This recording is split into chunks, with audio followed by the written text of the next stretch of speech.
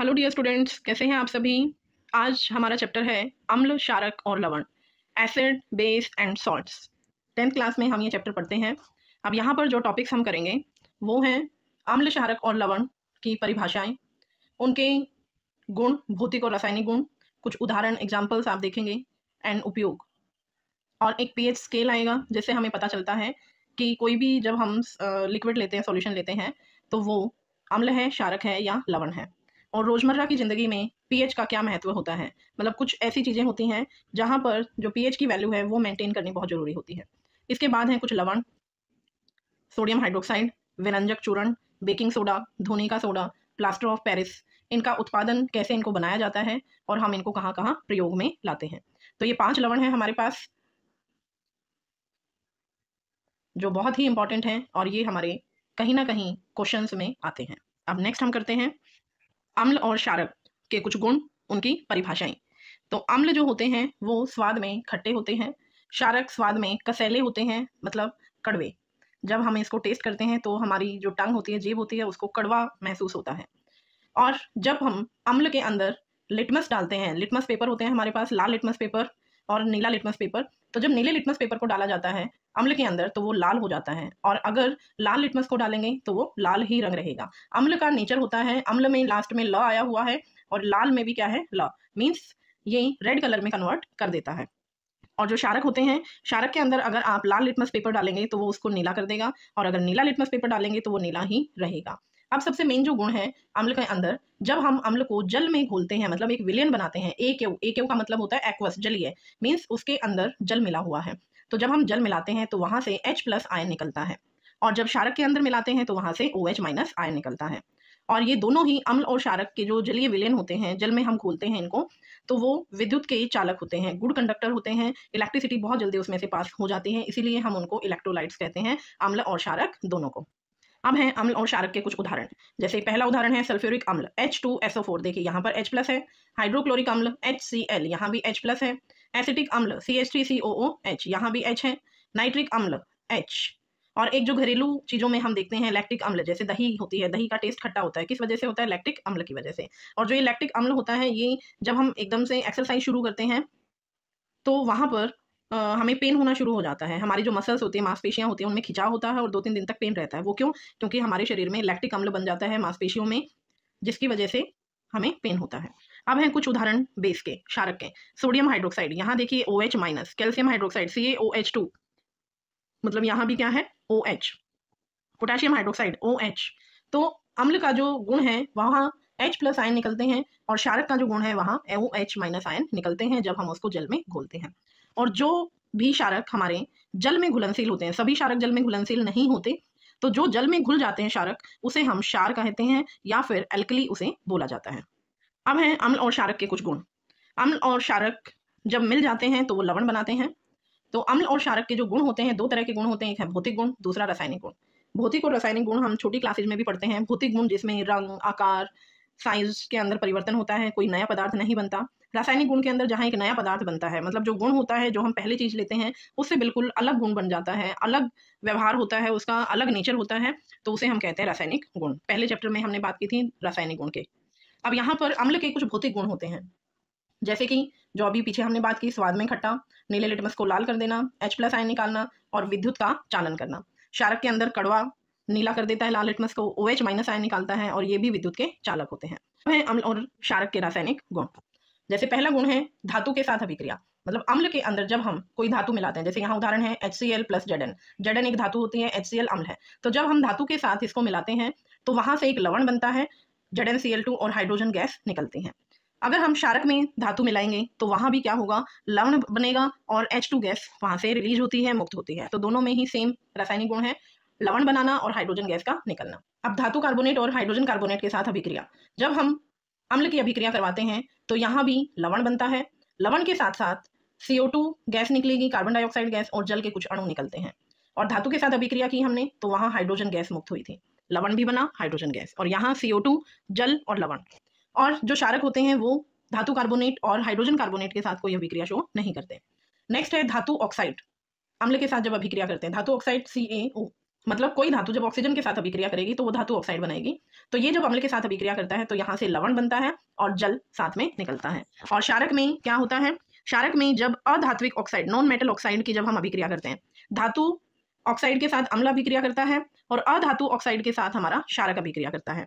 तो ये क्या बनाएंगे, लवण प्लस जल, सेम अभिक्रिया है दोनों में, लवण बनेगा और जल निकलेगा। उदासीनीकरण अभिक्रिया, उदासीनीकरण अभिक्रिया में क्या होता है, जब क्षारक और अम्ल को मिलाया जाता है, NaOH और HCl, इनको मिलाएंगे तो यहाँ से हमें लवण और जल के अणु मिलते हैं। अब है pH स्केल। pH स्केल हमें क्या बताता है, H प्लस आयन की सांद्रता, मतलब कोई विलयन जब हमने बनाया, जब अम्ल या क्षारक को हम जल में मिलाते हैं तो वहां से कुछ आयन निकलते हैं, तो H प्लस आयन निकलते हैं अम्ल के केस में और OH माइनस आयन निकलते हैं क्षारक के केस में। अब हम इस pH स्केल की वैल्यू से, जब जैसे हम लाल लिटमस पेपर, नीले लिटमस पेपर को डालते हैं अम्ल और क्षारक में, तो वहां से हमें कुछ कलर दिखाई देते हैं। जैसे आप लाल लिटमस पेपर डालते हैं अम्ल के अंदर तो वो लाल ही रहेगा, क्षारक के अंदर डालेंगे तो वो लाल रंग में परिवर्तित हो जाएगा। सभी लाल रंग में नहीं बदलते हैं, उसमें शेड्स में परिवर्तन आता है, कोई गहरा लाल होता है, कोई हल्का लाल होता है, कोई ऑरेंज शेड में होता है। तो इस तरह से उन रंगों के आधार पर हमारा एक pH स्केल बनाया गया है। pH स्केल में यहाँ अलग अलग कलर्स होते हैं, उसके आधार पर हमें पता चल जाता है कि इस विलयन की सांद्रता कितनी है। तो यहाँ एक वैल्यू पुट की जाती है, एक स्केल बनाया गया है जिसमें, जैसे हम घर में देखते हैं एक स्केल होता है, स्केल पर नंबर्स लिखे होते हैं 1 2 3 4 5 6 7, इस तरह से सेम pH स्केल पर वैल्यूज होती हैं 0 से लेके 14 तक, 14 तक, और बीच में होती है 7 वैल्यू। 7 वैल्यू अगर है हमारी तो उसे हम कहते हैं उदासीन, मतलब ना तो वो अम्ल का कैरेक्टर दिखाएगा ना ही वो क्षारक का दिखाएगा। जैसे जैसे 7 से हम कम वैल्यूज की तरफ जाते हैं, मतलब रंग के आधार पर जब हम देखते हैं, जैसे जैसे 7 से 1 की तरफ जाएंगे वहां अम्लीयता बढ़ती है। 1 2 3 वाले प्रबल अम्ल होते हैं, मतलब H प्लस आयन की सांद्रता सबसे ज्यादा होती है उनमें। फिर 5 6 7 वाले जो होते हैं उनमें H प्लस आयन की सांद्रता कम हो जाती है, इसीलिए उन्हें दुर्बल अम्ल कहा जाता है। और क्षारक अगर हम देखेंगे, अगर 7 से ज्यादा वैल्यू है तो वो क्षारक की वजह से होता है। वो क्यों, वो भी इन्हीं वैल्यूज के आधार पर होता है। जैसे जैसे 8 9 10 वैल्यू होती है वो दुर्बल क्षारक होते हैं, 10 से वैल्यू बढ़ती है तो वो प्रबल क्षारक होते हैं, मतलब उनमें OH माइनस आयन की सांद्रता सबसे ज्यादा होती है, H प्लस आयन बिल्कुल ही ना के बराबर हो जाते हैं। अब कुछ प्राकृतिक अम्ल होते हैं, मतलब हमारी प्रकृति के अंदर भी जो हम चीजें खाते हैं उनके अंदर भी कुछ अम्ल होते हैं। तो ये कुछ उदाहरण हैं, जैसे सिरका, सिरके के अंदर एसिटिक अम्ल होता है, दही के अंदर लैक्टिक अम्ल होता है, इमली टार्टरिक अम्ल, पालक ऑक्जेलिक अम्ल, तो ये हमारे अम्ल होते हैं। अब है कुछ सूचक, इंडिकेटर्स।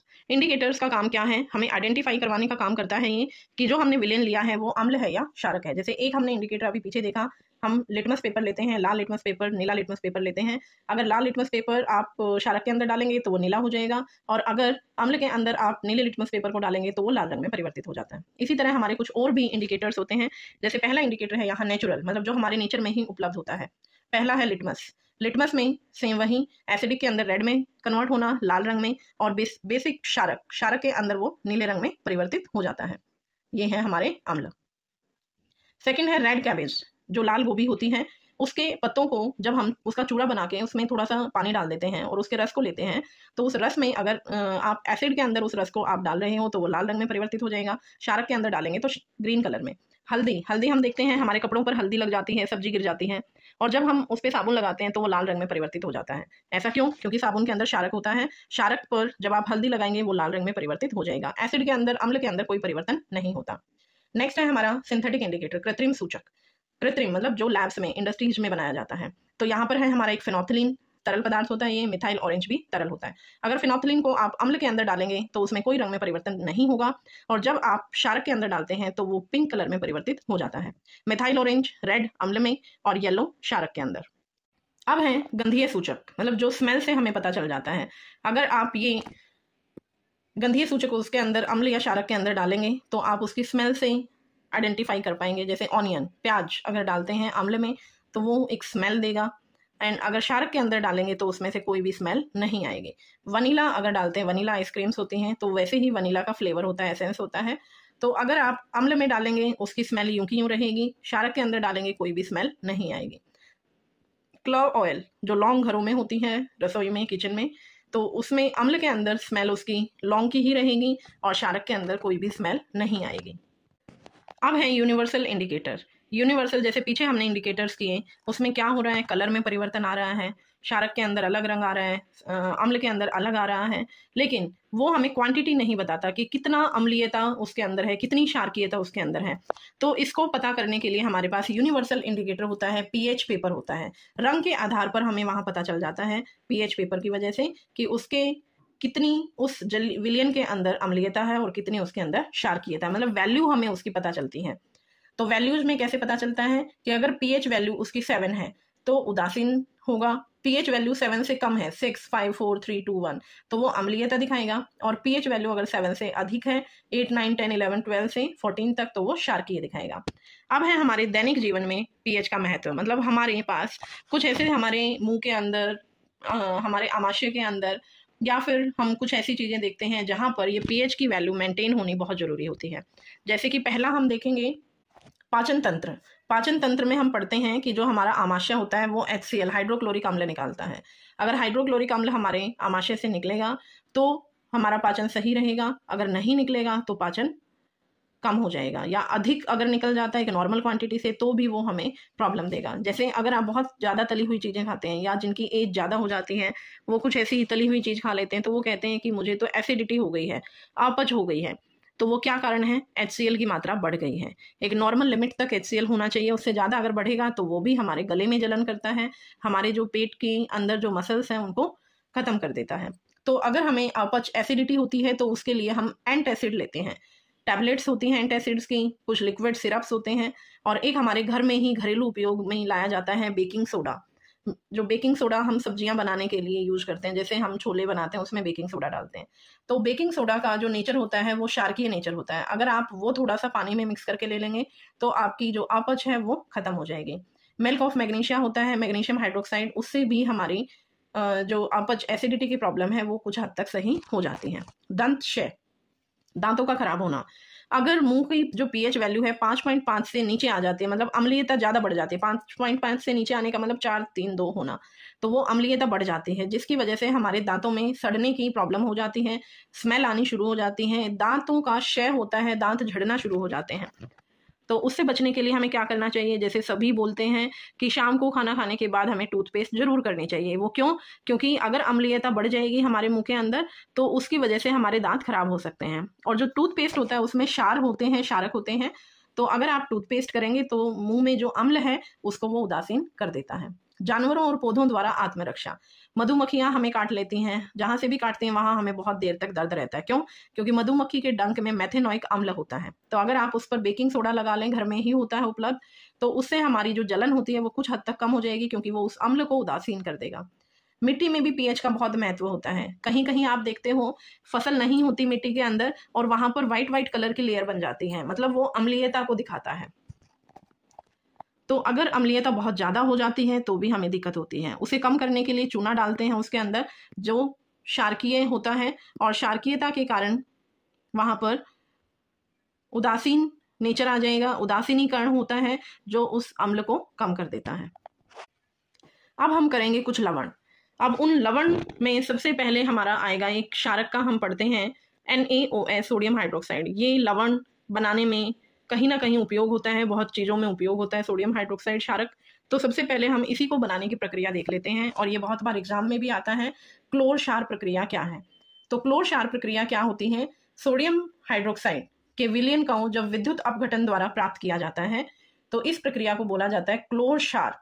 क्लोर क्षार प्रक्रिया मीन्स क्लोर का बनना, क्षारक का बनना। तो जिस प्रक्रिया में क्लोरीन क्षारक बनते हैं उसे कहा जाता है क्लोर क्षार प्रक्रिया। अब ये किससे बनता है? ये बनता है ब्राइन सॉल्यूशन। ये भी बहुत इंपॉर्टेंट पॉइंट है। ब्राइन सॉल्यूशन क्या होता है? जब हम NaCl लवण को पानी के अंदर मिला देते हैं तो वो होता है ब्राइन सॉल्यूशन। जब हम इसको हीट करते हैं तो यहाँ से NaOH बनेगा और Cl2 निकलेगी और हाइड्रोजन गैस यहाँ से निकलती है। अब जो ये Cl2 और हाइड्रोजन गैस होती हैं ये बहुत जगह प्रयोग में आती हैं, जैसे Cl2 वाटर ट्रीटमेंट। पानी के जो बड़े बड़े टैंक होते हैं उनमें हम Cl2 डाल देते हैं, स्विमिंग पूल्स में डाल दिया जाता है। PVC ये एक पॉलीमर होता है, बड़ी यूनिट होती हैं, उनको बनाने में प्रयोग करते हैं। पॉलीविनाइल क्लोराइड नेम है PVC का।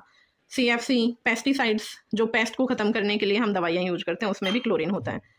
अब है हाइड्रोजन गैस। हाइड्रोजन गैस को एज अ फ्यूल हम यूज करते हैं ईंधन के रूप में, और फर्टिलाइजर्स में अमोनिया होता है जिसको बनाने के लिए हाइड्रोजन गैस का प्रयोग किया जाता है। अब जब हम लवण की बात कर रहे हैं तो सबसे पहले हम ये देख लेते हैं लवण बनता कैसे है। लवण को बनाने के लिए उदासीनीकरण अभिक्रिया होती है, मतलब जब हम क्षारक को अम्ल के साथ अभिक्रिया करवाते हैं तो वहां से हमें मिलता है लवण। अब जो क्षारक और अम्ल होते हैं वो अलग अलग तरह के होते हैं। कोई प्रबल क्षारक है जिसमें बहुत ज्यादा H+OH- आयन निकल रहे हैं। कुछ दुर्बल क्षारक होते हैं, दुर्बल अम्ल होते हैं जिसको वीक बेस वीक एसिड बोला जाता है, जिनके अंदर H+ और OH- आयन कम मात्रा में निकलते हैं। तो उनकी जो प्रक्रिया होती है, अभिक्रिया होती है, उस पे बेस्ड भी हमारे जो लवण होते हैं अलग अलग हो सकते हैं। कैसे? जैसे पहला है न्यूट्रल सॉल्ट।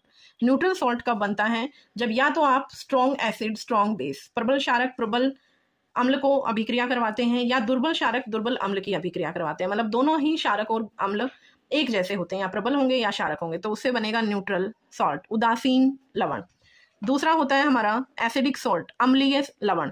अम्लीय, नाम से ही पता चल रहा है, मतलब अम्लीयता ज्यादा है, मतलब लवण तो बना है लेकिन वहां पर जो अम्ल हम लेते हैं वो प्रबल अम्ल होता है और क्षारक दुर्बल होता है।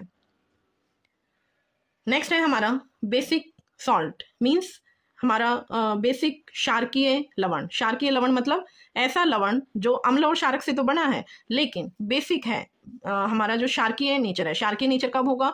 जब क्षारक स्ट्रॉन्ग होगा, प्रबल होगा, और जो अम्ल होगा वो दुर्बल होगा, वीक होगा। जैसे H2CO3 जो होता है वो दुर्बल होता है और NaOH प्रबल होता है। तो इन दोनों के मिलने से क्या बनता है?